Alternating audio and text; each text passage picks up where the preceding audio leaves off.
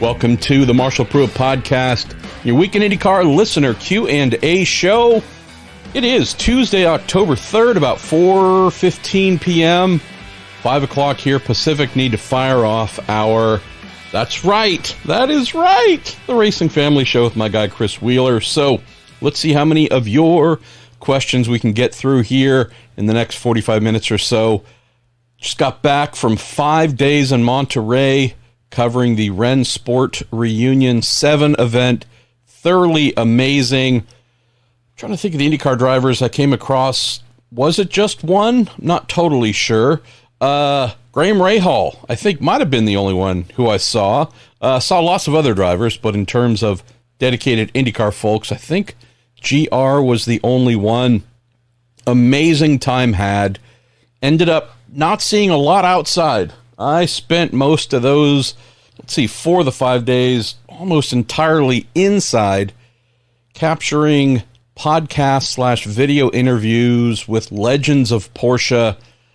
Somewhere between 20 and 25 interviews, I believe. It was phenomenal. So most of those are half an hour in length, some 20, some 45, some an hour long. As I find time here during the off season, I'll get those cooked up and hope that you enjoy them. Did one other thing, again, not IndyCar, but just if you like technology, this blew my mind. Porsche, yet again, had its 919 hybrid, the greatest prototype we've seen in decades upon decades. It was there, and it occurred to me, I think on Friday, to say, hey, I don't believe a true tech tour of this car has ever been done.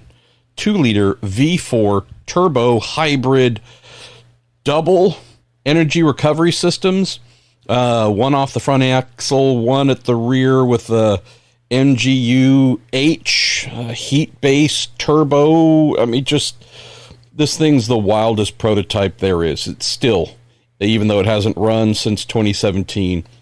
Very long story short, occurred to me, I don't think anyone's ever done a real in-depth tech tour of this.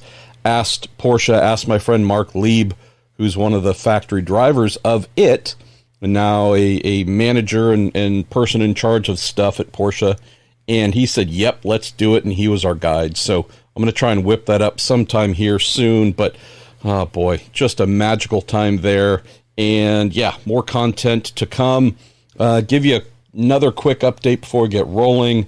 As I mentioned, it's Tuesday. I'm on a plane 7 days from now, Tuesday morning, headed to Road Atlanta Petit Le Mans, and we'll be flat out there. That race, 10-hour title decider for a couple of the classes. Season finale takes place that Saturday.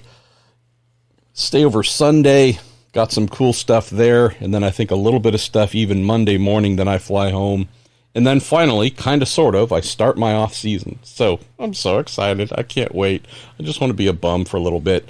Hey, we've got some news that has landed kind of, sort of today.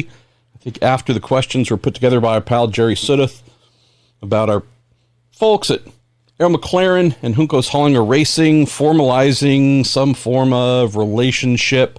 Know that we revealed that was in the works, I don't know, a couple months ago, and one of our silly season pieces, throwing things into the ether, I believe, as it was described. Funnily enough, hey, it kind of happened. Going to get some more details on that here pretty soon. There's some interesting stuff going on driver-wise. Try and put that into a silly season piece here. There's plenty of stuff going on. Behind the scenes with two teams. Called both of those teams today. One side didn't respond to any calls. The other one sent me to voicemail. Might have known what I was calling about. But yeah, hey, it might be early October, and we might be coming up on 1 month since the IndyCar season finale. But I'm telling you, things have not slowed down. So let's say a big thank you, as always, to Cooper Tires, the Justice Brothers, TorontoMotorsports.com, and Discount Tire, our partners. And let's get into your Q&A. Once again, as I mentioned, put together by our friend, the amazing Jerry Sudduth. Thank you, Jerry. Do appreciate you. He also, as he so often does, leaves us with a little bit of humor to start the show. This one, a quote from the late, great Will Rogers. Make crime pay. Become a lawyer. Hey, there you go. Thanks, Jer. Appreciate you. Who's going to open the show for us? Well, that's a pretty easy answer because we do indeed have the official minister of mirth for the show. Our guy, Lance Snyder, also volunteer corner worker. Lance is not hard to find. If you're at a motor racing event and you're looking for a fun volunteer and maybe you want to join those volunteer corner workers, interact with Lance. He'll get you signed up. He says, with onboard starters coming next year, how big of a strategy change will that be? How many cautions and red flags will not come out due to the cars having these hybrid power plants and no longer needing external starters? You say, for hashtag me personally, if at least 69 cautions and red flags will be avoided, that would be nice. I'm waiting to get more info on this, Lance. For the test that I attended in August, external starters were used. Was that just simply to baby and really take care of these brand new energy recovery systems and just not overtax them for this validation test? Not sure. Need to get a little bit more info on this, my friend. But if they do, as IndyCar has said they want them to do, which is have the ability to start the cars in the event of a spin, stall, whatever else, that would be great. Keep in mind that it's also, let's say all that happens. Let's say everything works as intended, and the ERS units do indeed have the ability to fire up a stalled car. There is a condition for those units, Lance, that I know this is in the obvious statement alert category, but if a driver has just used all of their electronic horsepower, used all the energy, depleted the supercapacitor, well, there's going to be no juice to spin up that MGU and fire the motor. So it's not a guaranteed thing, even if it does work and everything happens, as IndyCar has stated in wanting to have these ERS units fire up the cars. So, yeah, need to have a pretty decent charge for that to be the case, but this is a hashtag let's wait and see moment, because need to find out more and if this will indeed be the thing. Our pal Right Turn Lover says Milwaukee's back. Are LED panels the next thing to return? You know, I joke about this, and or IndyCar president Jay Fry jokes with me about this on a somewhat regular basis. And it's a joke, but I also think there's some portion that is rooted in accuracy, as in, could they return? Will they return? I hope so.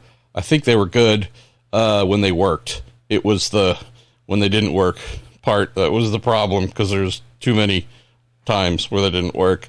Horatio Frey, you say, no, you're done talking about all the silly season stuff, but how close was Alex Palou to driving an F1? You say, I'm pretty sure leading up to the announcement that he was staying with CGR, you were talking about a Williams seat. Yeah, I mean, that was one of the things I'd heard floated, that Williams could have an interest in him. I have not had a chance to catch up with Alex about this. I don't know how much he would want to talk about this. Keeping in mind here, Horatio, that he is indeed staying with the team he's just won 2 championships with, Chip Ganassi Racing.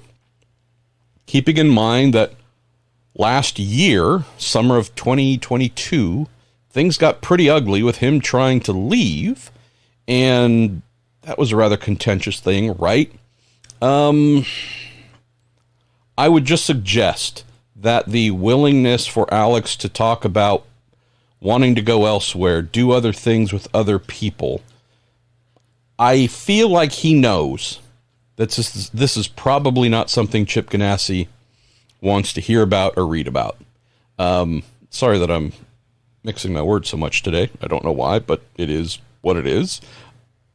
I just get the feeling here that, hey, Alex, since it didn't happen, could you tell us how close you came and with whom and whatever else?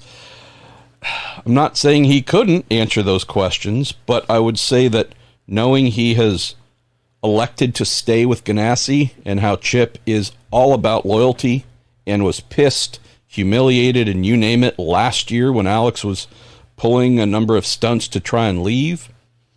I just got to believe that Alex knows, you know what, maybe these stories are better kept for some time far down the road, not right now, while the him trying to leave and get out of things vibe still a little bit fresh. Let's see. We go to Chris Kalewick. How you doing, Chris? This is Marshall. I applaud the frustration with the backtrack and giving women more opportunities and seats with IndyCar from the last podcast. He says, what did you think of Jamie Chadwick's first season in Indy NXT? Chris says, seems like she would get better at the end of each race and move forward. Is she coming back next year?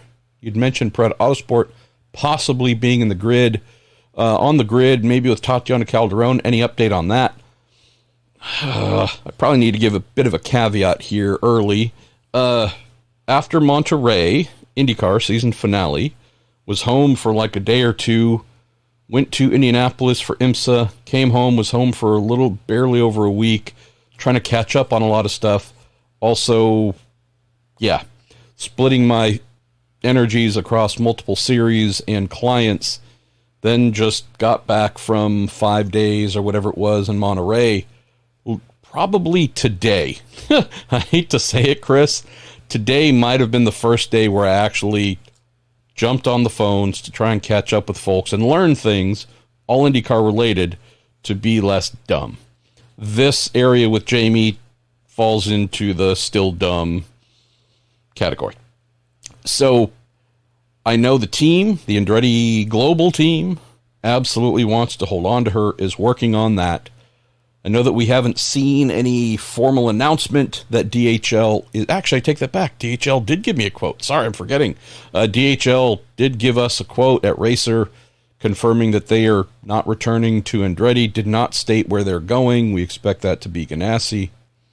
But knowing that DHL was the funding on the car for Jamie, I'm guessing the Andretti team is still trying to map that part out for her. Could be wrong, but I know there's a desire on their part to continue with her. I would not say she is ready for IndyCar at all. And it's not because she lacks talent. She's got gobs of talent. It's the Indy Lights car being the biggest, heaviest, highest downforce thing she's ever driven. Widest tires, most grip, etc. That was the animal she was fighting all year long. And she did get better in terms of results as the year went on, as she did more training, added more muscle and physical, muscular endurance. So stepping up to an IndyCar, though, is just doubling or tripling the intensity of what's needed there. So would hope she has another year in NXT. We know that Andretti's interested. I just need to call and inquire and see where that's at. Would love to think she might be on the radar for something with Paretta or Andretti or whomever in the future with IndyCar, just not the immediate future. And if she can add the size and strength and endurance that she needs to wrangle an IndyCar all day at, name the very physically challenging track, then we'd be in great shape. Also need to try and figure out more as to where and if the Paretta Autosport angle is moving along at Andretti Autosport. Let's see. Ed Joris say, has the series or any of its teams thought to work with a successful, quote, women-forward racing organization like Iron Dames to develop a sustainable women-forward IndyCar team? Great question. I know Beth has certainly spoken with Iron Dames, but I'm not aware of any other teams trying to engage with them directly. The Women in Motorsports North America initiative, which is just that, it's an initiative, not a team. They're going from strength to strength. But good question. I don't have an answer to that, Ed, because, again, I'd have to know exactly what the series and its 10 full-time teams have done in order to answer this. But I know that the Women in Motorsports North America organization seems to be doing more and forging more connections. We can look at some teams like Arrow McLaren that is engaged with a women forward program. We know that Chip Ganassi Racing and PNC Bank have their Women in Motorsports intern program, which has certainly led to some great talent being identified and developed. So I'm sure that there's one or more other teams doing such things, but I'm going to make a note because it's a great question that needs a deeper and more definitive answer to find out if and what each team is or is not doing, and if they have any things in the works where they might. Let's see, where are we going next? Todd McMurray, you say, Milwaukee doubleheader? Looks like my wish came true. MP, what does this mean? Does IndyCar have some large corporate sponsor lined up, say like Hy-Vee in Iowa? Circling back to your comments from July, you were a little pessimistic about the facilities and creature comforts at Milwaukee. Do you think Penske Entertainment will truck all of that in? I would have to imagine they will import as much as possible to make things look nice and polished, but also I wouldn't be surprised if there was something in a contract that set aside some improvements and such, whether it's painting of this or paving of that, or some beautification. Penske showing up to a place that makes Roger cringe or do a lot of pointing and scowling, that's not really how they get down. So I gotta believe that there's something built into that. As for how did it come together, I mean, both sides were talking for sure. How did it become a doubleheader? Yeah, losing Texas, I would say, is how this became a doubleheader, needing to add one more race to stay at the 17 that IndyCar has had. Let's see, Mike Jablow, say, MP, continued good wishes to you and your family. Any update on the IndyCar test on October 11th at Indy? Is it strictly ROP? Will other drivers and teams be testing? Spoke with the series today to get a little bit of clarity. Next Wednesday, the 11th, is meant to be the ROP. 4 drivers are signed up for it. Kyle Larson, Marcus Armstrong, Linus Lundqvist, so we've got 2 drivers from Ganassi, Larson with Arrow McLaren, and good old Tom Blomqvist from Meyer Shank Racing. The 12th and 13th, Thursday, Friday, meant to be non-ROP and IndyCar hybrid testing. First on the big 2.5 mile oval with the latest, greatest final specification of the hybrid power plant. The caveat that I was given by the series is no disrespect to Armstrong or the Kvists, but Kyle Larson's obviously the big show here. And told that he has a super packed schedule as it is, and there might need to be a little bit of sliding on his end to accommodate that schedule. So I expect the Kiwi, the Brit, and the Swede to run on Wednesday the 11th. If there's any scheduling issues with Larson, I think we'll end up hearing about him running on Thursday the 12th in and among the hybrid testing. So, yeah, that's what I know, Mike. Brett Keys, you say RLL struggled with oval pace in 23. So 2 full-time guys that already have great road and street course pace. Does it make sense for RLL to hire a guy that is clearly fast but has zero oval experience? Would assume you're referring to Yuri Vips. So it seems like improving their 500 program would be top priority. It is, without a doubt. Graham knows his way around an oval. Is extremely good. So there's your leader. Say Christian Lundgaard as a rookie with 0 oval experience. Definitely a little bit of hesitation and trepidations. Smart, right? Year 2, God, it's pretty dang impressive if you ask me. So while Graham would be the unquestioned oval vet and voice to lead, I would also say Lundgaard showed that he can get around an oval pretty darn quickly as well. So I feel good with where they're going there. Vips, what do? Do you go hire somebody who is going to be less of a threat everywhere else but good for the 500? Or do you jump into that process with Vips, knowing you've got Graham and Christian, who can certainly be strong voices to lead the team forward there? Granted, we're talking about folks who need to feel and provide feedback on what the engineers, R&D folks there are coming up with, compared to them telling the engineers what to do. The engineering side is what needs to improve for their oval package, Indy 500 specifically. So, assuming that the operations side of the team makes those improvements, you have two people I'm confident in can give great feedback to help lead and refine those improvements. Vips, that guy's pretty dang good on road and street courses, right? We're confident about that. If he can do that, he can be just as good on ovals. So I feel fine with where they're going here. The only other answer that comes to mind in terms of young and really high quality, giving Arlell a long runway, knowing that Graham has a couple more years, maybe full-time, but not a ton. And I'm not saying he's old, just he has said, look, I've been doing this forever, and the clock's winding down. Christian Rasmussen's the only other one who jumps out as someone for Arlell to consider. To my knowledge, they are not engaged with the kid at all. So, yeah, feels like Vips is going to be the one. And I think they're not doing anything wrong if that's the direction they end up going.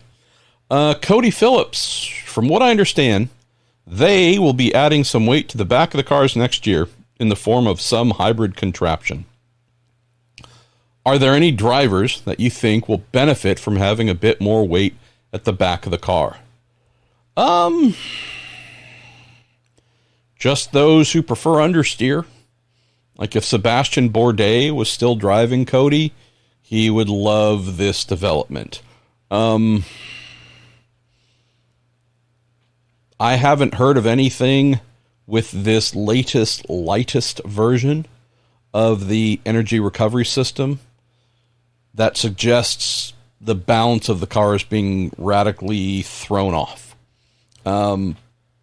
Will Power and Scott Dixon have done pretty strong amount of testing with these cars, and these are two folks with crazy fast hands that are accustomed to driving with the nose of the car being the heavier end and preferring to have super sharp turn in, super rapid turn in, and if they have oversteer, they have the quick hands to deal with it and keep the car going quickly.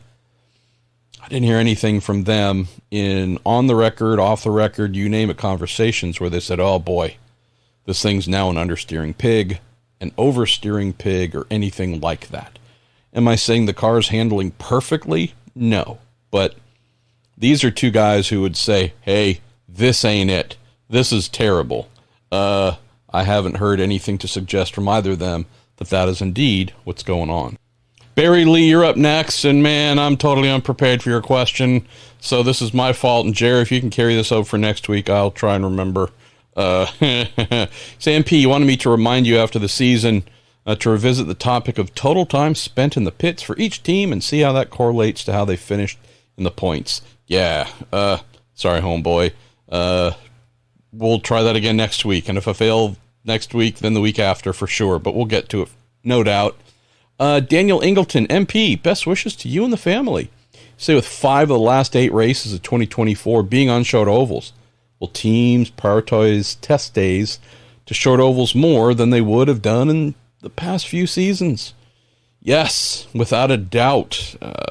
It's interesting to see the, hey, last couple of races this year, very road course heavy. So you had some teams who expected to be in the title fight shift where they used their very limited number of test days to try and rally towards the end on the tracks that they saw the most action on. This for sure will shape how teams go about selecting where they test and when next year, Daniel? Great question. And related to that, Casey Kirkstra. Say, MP, looks like the new schedule would favor Joseph Newgarden. 5 short ovals in the second half of the season. Plus, he's always run strong at Nashville. If he's leading the championship headed into Iowa, he'll be tough to beat, don't you think?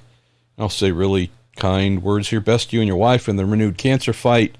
Say, I've added you guys again to my prayers. Thank you, Casey. Yeah, I had a similar thought here, too, where... Boy, if we're talking about core competencies and where certain teams are good, if not great, well, we're heading into a 2024 that sure indeed looks like we're going to be making some folks at Team Penske very happy, right? Of the 17 races, round 10 and 11 are at Joseph Newgarden Memorial Speedway, a.k.a. Iowa. Round 12, Toronto, tends to be a Scott Dixon or even a Alex Palou type playground. We know Ganassi's pretty darn good there. Go to round 13 next, Worldwide Technology Raceway. That too, boy, not a bad place for our friends at Team Penske, although admittedly I seem to recall a guy by the name of Scott Dixon going fairly well there as well. So, I mean, look, I know Iowa, without a doubt, that is certainly Penske's private playground. Oh, there's a little bit of alliteration led by the word P. Portland, that's been pretty darn good for Ganassi, but then Milwaukee, we'll have to see how this car, we've never had the DW12 with the UAK18 bodywork with the weight of an aero screen up front, and now this new weight at the rear with that hybrid contraption. No one has run there. We will have to see who emerges, but again, it wouldn't be a surprise if Team Penske was extremely good, or if we saw that Chip Ganassi Racing was extremely good. And hey, that place called Nashville, I mean, our guy Kyle Kirkwood won there. Bit of a wacky race this year. But, yeah, I see what you're getting at. Had a similar thought of like, well, if we assume Penske's going to be on the mark at the short ovals, yeah, they got 5 out of the last 7. That in theory, or is that 8? Let me do my counting. 8. Sorry, I'm dumb. 5 of the last 8 are indeed on tracks that would seem to be ones that they are relishing getting to. James Bethane, Jamie999 asked a similar question here. Are Liam Lawson and Logan Sargent being thrown into the IndyCar silly season pool as well? Not that I know of. If they wanted to be here, they'd need to be here now. By the time F1 seasons are over, yeah, I don't think there's going to be any options left, especially ones that they would really want to consider. Lawson, I believe, saw that he's signed up again as reserve, so I think we know where he's going to be next year. But yeah, Sargent's the one where if by chance he is not retained by Williams for a race seat, I'm not totally sure where he goes. No, I've mentioned this before, but it is just worth adding this context, James and Jamie. Sargent has no profile here. You have most IndyCar teams getting to know about him in terms of seeing him race and having a real strong feeling of what he can do. Most IndyCar teams have gotten that this season watching him in F1. Maybe some paid attention to him in F2 last year, but since he has focused most of his career in Europe, I'm not saying he doesn't have a great record here in karting and whatnot, but I'm talking about at tracks in front of IndyCar team owners where they would have actually been watching and seen him run, right? We know, for example, you might be doing great things in USF 2000 presented by Cooper Tires. IndyCar team owners aren't watching. Indy Pro 2000 presented by Cooper. Maybe a little bit if you're really doing big things. It's kind of sort of when you get to Indy Lights or Indy NXT, where if you're doing big things, team owners, by and large, will start paying attention. That hasn't been Logan's story here.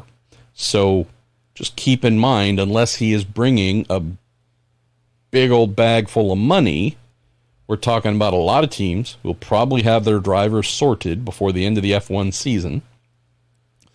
And for what they've seen a guy who's run last or close to last almost everywhere and crashed a bunch. So not picking on Logan, I'm sure, given a second season in F1, he'd be way better. It's just the normal progression.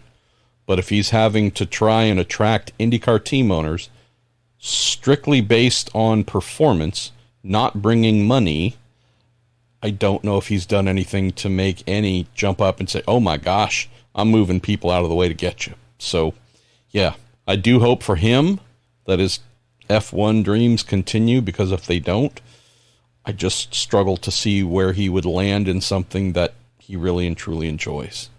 Eric Marrero. How you doing, Eric?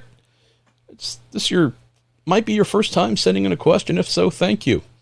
You say, serious question. How many of the future drivers in the next 5 years come from the Road to Indy ladder or F1 ladder? And what do you think is causing the shift to more European formula-based drivers? Is it the lack of ovals? I think not my last column, but the one before that on ESPN covered this exact topic, Eric. Got a couple things going on here. The main one is ovals, but it's the lack of ovals for sure that young USF championships, but primarily Indy NXT drivers are running on. So with the change in how Indy Lights / NXT has been run since Penske Entertainment purchased IndyCar, which also came with Indy Lights, they have stripped down the number of ovals.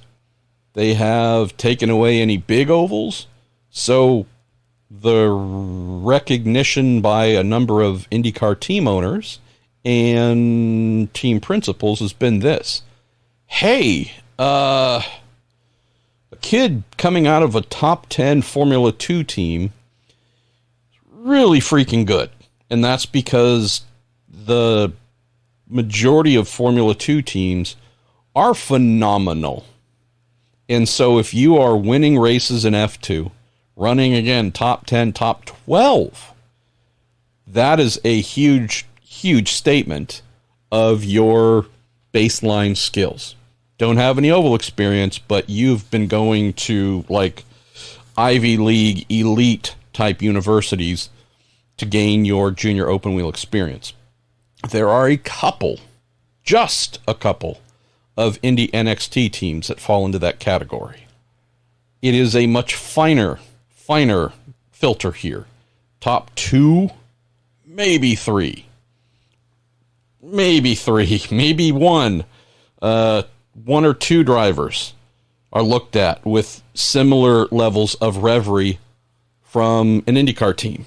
So if we're going strictly on talent, right? Let's say no money is really, not much money is being offered by the winning NXT driver or second place NXT. And similar thing for a top 5, 6, 7, 8 F2 driver. What we're seeing is more IndyCar team owners and team principals say, yep, this kid coming up the American Open Wheel ladder does have some oval experience, but it's not vast, and it's not on any kind of speedway. So while they do have a very mild advantage in that regard over their European junior open wheel counterpart, the schooling and the height and caliber of that schooling for the kid coming over here from Europe is as high, if not higher, than anything you will find in NXT. So we'll take the kid who's more schooled, more tuned up, and ready to deliver at a higher level faster and build in that oval knowledge, because there's just not enough oval knowledge coming from the kids over here in America to give them that advantage that they once had. So that's what it's all about. So looking forward, which ladder is going to have more drivers represented in IndyCar? There's one other factor here, Eric, that we got to acknowledge. There are more kids, NXT, whose parents are gazillionaires than there are over in F2, or at least willing to spend that money on their kid to come over here. So I think, despite everything I said about most of the European talent being at a higher state of readiness and skill and whatever, there are more kids able to write giant checks to move into IndyCar right away than most kids coming out of F2. So I think at least for the next couple of years, next 5 years, you said, I think we're going to see more NXT represented because they can afford it. Formula Nerds, you say, how will the organization changes at Arrow McLaren affect or improve the team? None that I know of, because it's just a change of 2 titles. So Gavin Ward's former title of race director, just a bit weird, knowing that he was indeed the number 1 person in charge of running the team. And if we think race director in most team structures, it's usually, that's what, equivalent to sporting director or so at other teams. So this was just a weird or ill-fitting title from the outset, which has been corrected, and he's now team principal. Only note here, he already was the team principal. He just had this wacky title given to him that didn't adequately describe his role. I was so confused when they initially announced all this last year, along with Brian Barnhart. I think his title was general manager or something like that, where as I read it, and this is different from what I understood, but I read the thing, I'm like, oh, Brian Barnhart was the top dog, and Gavin reported to him. And so I forget who. I think I spoke to Brian and then maybe spoke to Gavin that morning or whenever it was. And as they're describing the structure, they were describing the opposite. And that's when my dim little light bulb went off over my head and said, oh, got it. This is just job title inaccuracy. In reality, Brian reports to Gavin. They handle very different things, but Gavin is indeed the top dog. He's the Mike Hull. He's the whomever. He's the Tim Cindric of that organization. So no changes there in terms of structure or how things get done.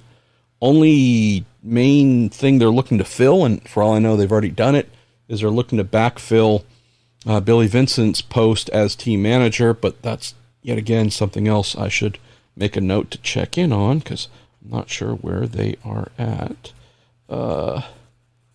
Sorry, I'm actually making notes here, not just saying I'm making notes. Let's see, we're going to get down to our last couple of questions here and then say farewell. Eric Franklin, by the way, I love your question that asks me to break down all the things that ROL, Penske, and Andretti need to work on during the off-season. Let's do that one maybe a little later in the month, just because, that's a long answer because it's pretty in-depth. Neil Deuker, you say, MP, you and your wife are in my prayers. Thank you, Neil. Thank you, man. So I'm wondering how you would grade Alexander Rossi's year. Last year, I wondered if he was overrated. This year, he was the least impactful of the McLaren drivers. He was mid to back of the pack. Last year, we could point to cartoon anvils, but I don't remember him getting into significant wrecks this year. So, was it a symptom of being in a new team, or is he potentially overrated?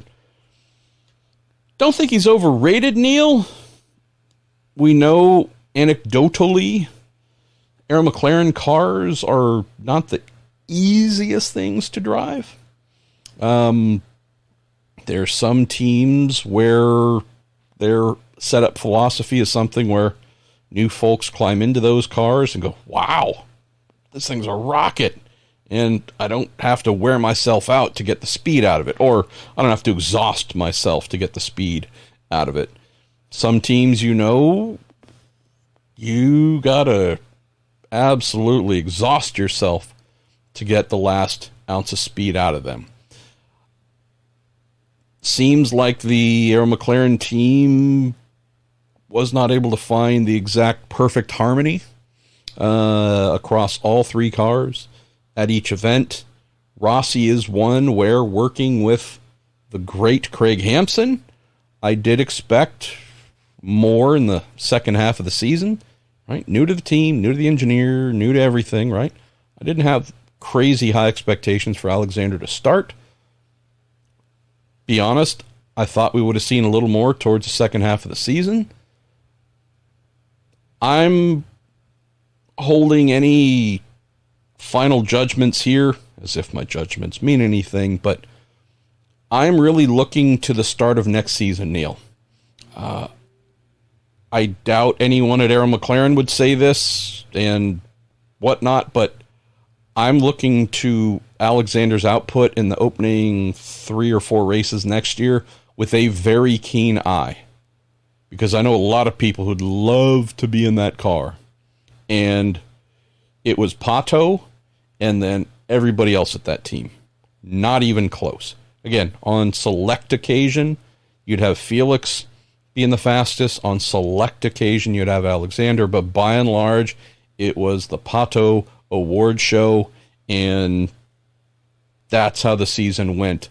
They didn't sign Alexander to be the number 2 driver to Pato's number 1.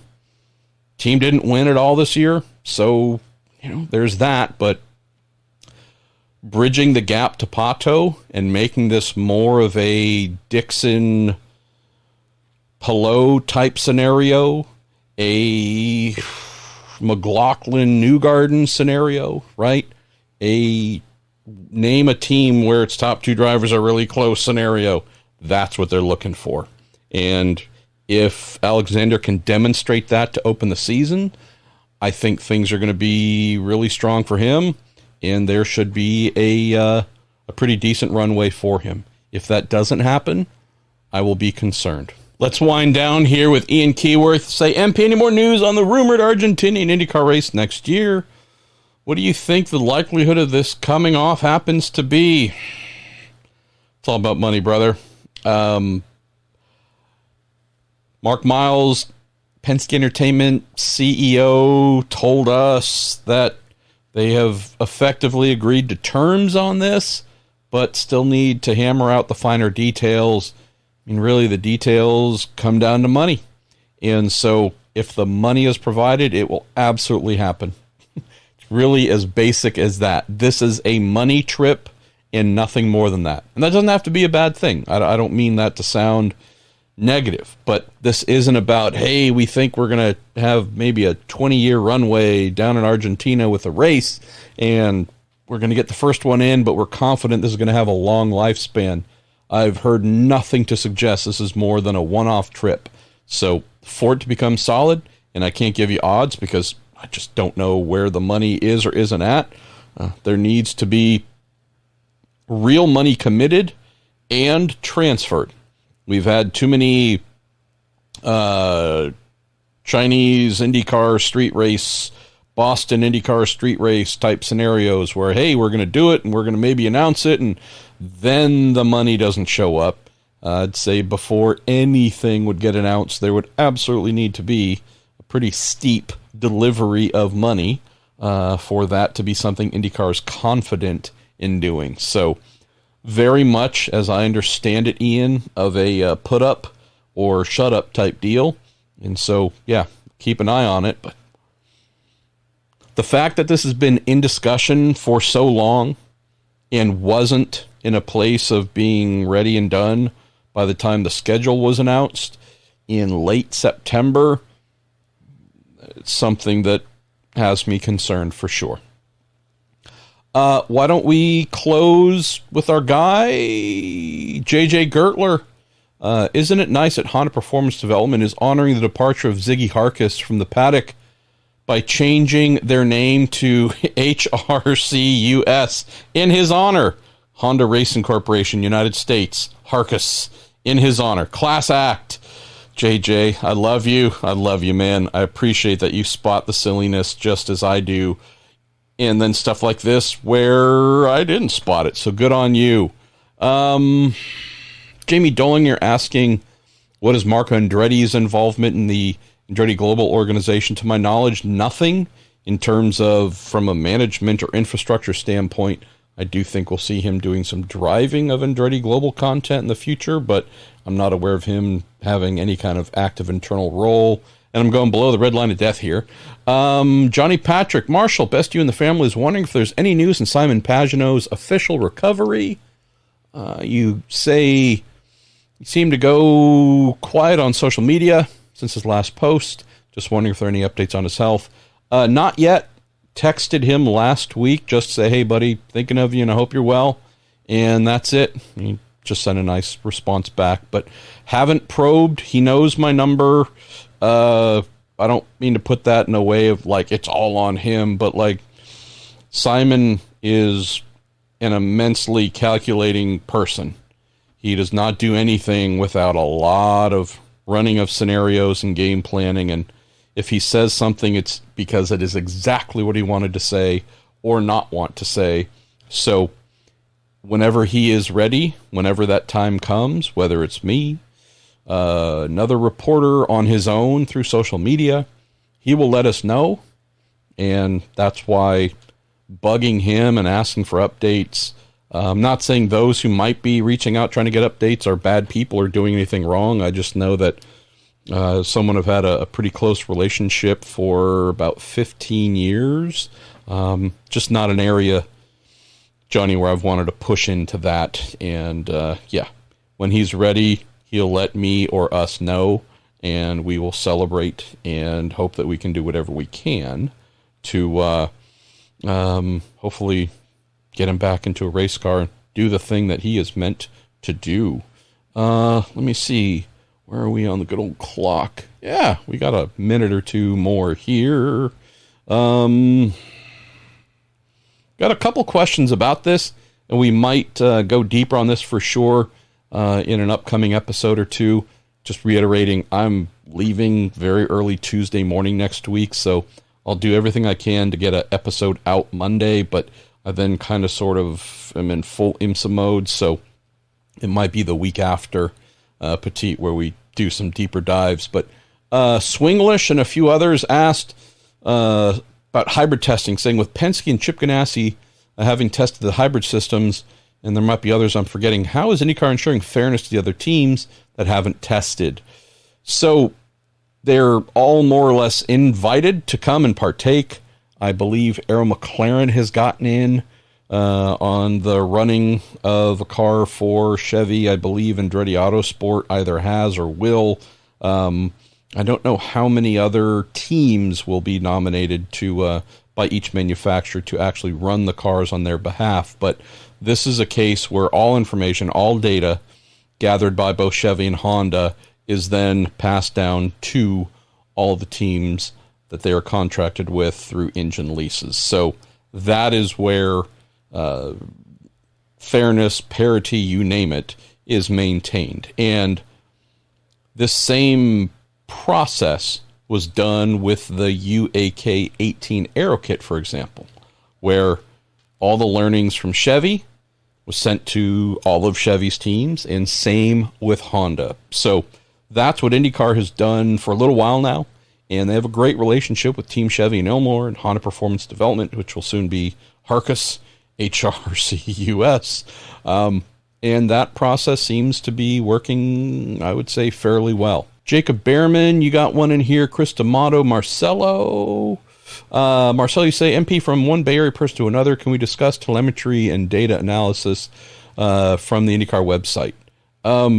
We can. I just don't know what we're discussing about that, brother. So send in a more specific question about what you want to discuss, and we can do just that. Cam and Eddie, you asking how great will Scott Dixon be with fuel saving with a hybrid? Yeah, that's going to be good. Daniel Ferris, how you doing, Daniel? I think actually, Ed George, you got one more question here on this, and I'll use this to close.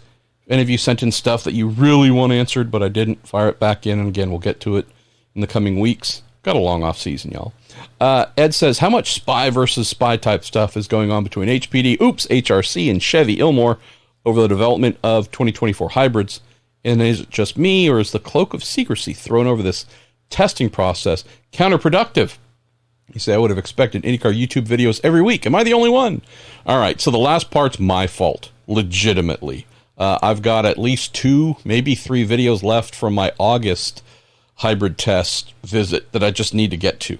Again, life's been a little busy, and there's one of me, and I'm not very good at even just doing the stuff I'm supposed to. So there's more to come.